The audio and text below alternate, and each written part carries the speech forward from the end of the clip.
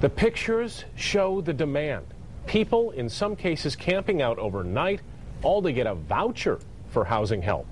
24-Hour News 8's Tony Tagliavia live at Kentwood Community Church, where the pre-application has just wrapped up, to introduce us to a few of the people asking for help. Tony? Good evening, Brian. This is the first time that wait list was open for 8 years. It just closed up again at 6 o'clock, but not before more than 3,100 people went in to pre-apply to get on that list. It's been a rough road in the last year, but hopefully with the housing voucher we'll be able to get a step up in life. In those last 12 months, Nicole Garthe's hours were cut back at work, so she moved herself and her 4 kids, Anthony, Audrey, Aiden, and Eric, back in with her mom. Then she got into a car crash that left her temporarily unable to do her job. I had to have ACL reconstructive surgery, so I'm hoping that now I can finally get back to work. This morning it was off to physical therapy before Garthe borrowed her mom's car to get in line for a Section 8 voucher. She says she's selling her own car to cover back-to-school costs for her kids.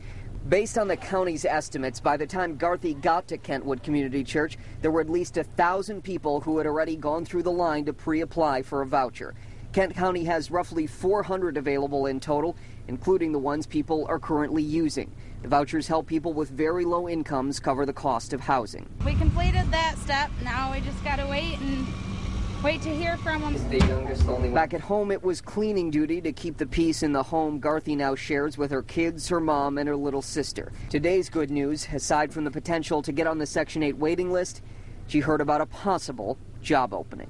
Hopefully, I get back to work, we can get our own home, we can, be in our own space as a family and not have to rely on others for bills and meals and rides and stuff like that.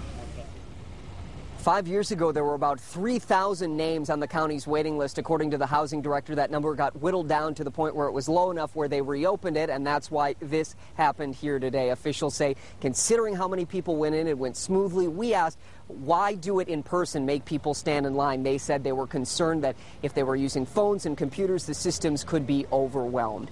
Live in Gaines Township, Tony Tagliavia, 24-Hour News 8.